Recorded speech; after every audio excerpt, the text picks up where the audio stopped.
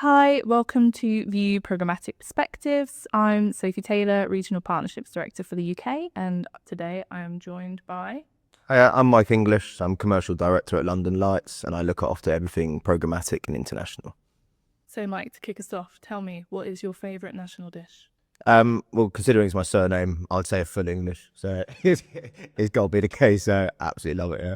Fair enough. As a media owner that launched with View recently, what makes you most excited about your specific inventory opportunity? View. Well, it allows us to tap into new revenue streams. So potentially we can make some more money, both inside sort of the digital out of home world, but also as well new revenue streams in terms of digital budgets, omni-channel budgets with digital agencies.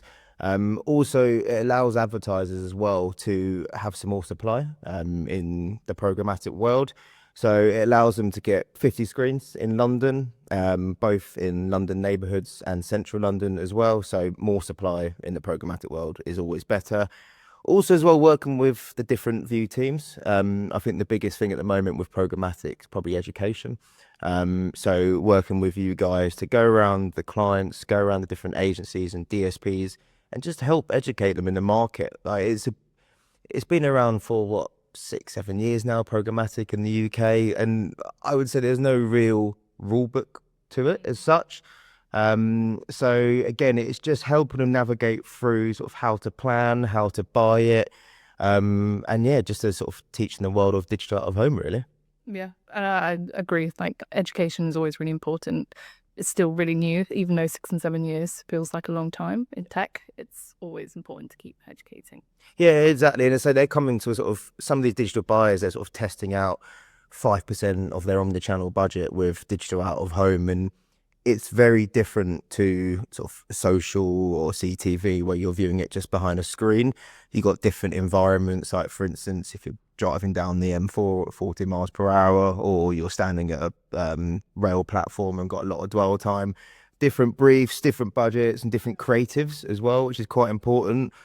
As I said, with the education piece, one of the most important things is what creative to put on what environments. There's no point putting a load of text, a load of messaging on the M4 when you're just going to fly past it.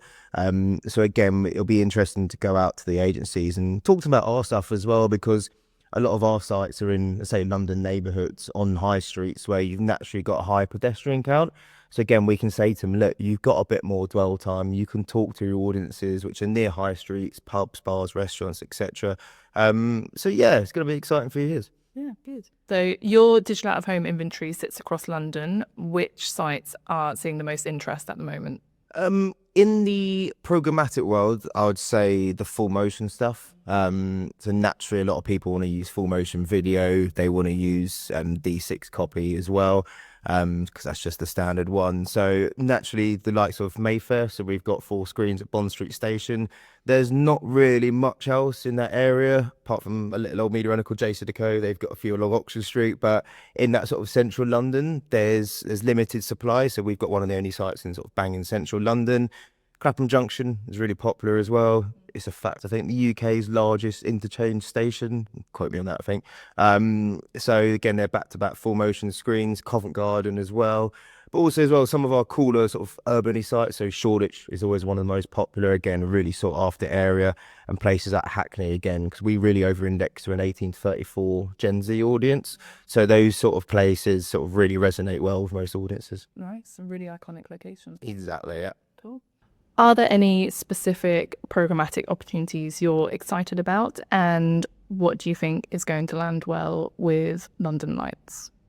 I think from a sort of media owner side, it's again, I sort of go back to supply really, looking at what View have already got on board. I know you're onboarding a lot of exciting new media owners and publishers in the past sort of few months, but it allows people to get more reach and impact in sort of the large format digital world or the spectacular world. Especially as say in those London neighbourhoods outside of sort of zones 1 and 2, but also in central London as well. But again, it's probably working alongside other media owners as well in a way, because in this whole sort of programmatic world, we've sort of all got to be in it together, both in terms of Media owners, SSPs, DSPs, because essentially we're trying to grow this sort of programmatic space and also grow the trust in digital out of home. So there's no point media owners sort of siloing themselves off.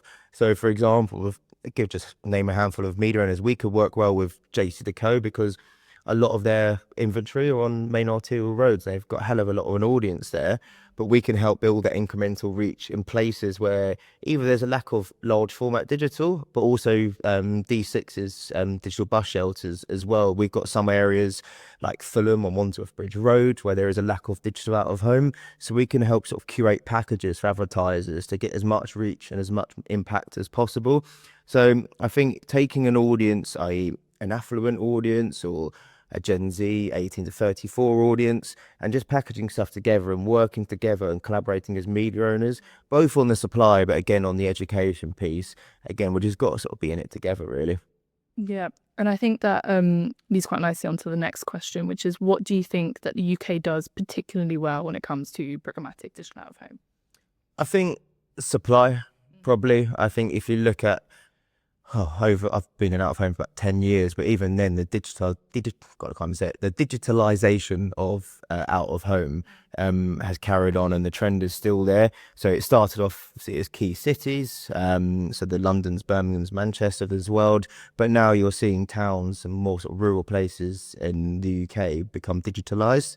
So you take, I don't know, Manchester as an example. You walk through the centre of Manchester, you've got the Ocean Loop, you go through Manchester Piccadilly Station, Deco, it's all digitalised, the Arndale. So again, you can't miss digital out of home when trying to target city audiences. But again, also you look at London as a good example. Every sort of main road, every neighbourhood, centre of London, shopping centres are becoming digital. So when advertisers are trying to buy UK digital out of home, we've got a really good supply. But also, again, it goes back to the point, keep banging on about it, about education. It's important people know the different media owners and the different types of supply. Got thousands of sites, even just sort of thousands of small format digital just in London alone. So again, it's learning, right, sometimes a London Light screen in Chiswick may be right for this particular brief because it's near a coffee shop or it's near some high streets. Then you might use an ECN screen because it might be better for targeting a city-based audience of a bit more dwell time, or again, a car or trying to target drivers, then a JC Decaux site and the M4 might be right. And again, it's up to us to sort of guide advertisers through that, because we know from the sort of the out of home world, it's not sort of one size fits all. You can't just go, right, here's 1,000 D6s, let's go. It doesn't really work like that. And to be honest, that's what I'm seeing at the moment. As people are starting to try out programmatic, I think a lot of people are either sort of time poor or they're afraid to sort of go into a bit more detail when it comes to the planning. People just want to get their budgets away. And again, sometimes a digital 6G or a large format digital tower might be the relevant thing, but you do need a bit of variation between the lot, because again, sometimes you need a bit more impact from a brief. And this is one of the things I always challenge DSPs and agencies on their briefs, because sometimes I just get, right, here's my client, here's my duration, what sites do you recommend? It's like, well, what's the objectives? What's the creative trying to say? What's the KPIs? So I think back to that point is there's a reason the out of home world has got many specialists, because it is a specialist medium. So it does take that craft to know what is a good site and what is a good format for that particular brief. Yeah, I totally agree with that. And obviously with you, we're working with many different media owners who complement each other. And that's a big part of what we do as well, is making sure that the brief isn't just here's a load of frames. It's something that is tailored specifically to that client and their objectives. Yeah. Looking ahead, how do you see the role of programmatic digital out of home evolving, and what does that look like for London Lights? I think, sort of, again, I go back to the craft of programmatic. Everyone's got their different opinions on how to do programmatic, and as I said before, no one's really written the rule book as such. So some people, again, when I first started buying programmatic 6-7 years ago, the way we did it was take part of your out of home budget and sort of like the cherry on top of the brief. So you build your base of your out of home brief, and then if there was a need for activating on sunny days. So an example we did was with Deco was with Fever Tree. So when it was hot and it was sunny in particular cities, we activated our programmatic, and that was a nice way to sort of own those summer moments. But again, some people are just doing it part of an omnichannel buy, which is absolutely fine. So I think the most important thing again is understanding what you're buying, and standardization is a real key part of that. And I don't think we do that well enough. And that's both in the programmatic, but the international space as well. So for example, even in the out of home world, when I first started, a large format digital portrait could be called a D450 or a digital mega 6, or again a digital portrait spectacular. There's so many different words just for one format. And again, when you expand that out to multiple environments, multiple formats, out of home buyers sometimes don't know what they're buying, and then so digital buyers, they've got no chance. So again, we've got so many different names for it. Say urban billboards, spectacular. It's actually, do these buyers know what they're buying? Because as I said, it's a completely different medium and a completely different buy. So it's really important for clients to know what they're spending their money on. So personally, I think programmatic it's brilliant because it's agile, it's quick, you can turn it on and off, and you can go live on multiple media owners, sort of a click of a button, really. But that should be sort of the implementation side of it. And I think the planning, the phasing, the budgeting of it is really important. It does need the education. It's sort of, there needs to be really, in my opinion, there needs to be a meet in the middle of out of home and digital. To sort of, we need to understand the digital world and how it sits as part of an omnichannel plan and how it works together with social, with CTV.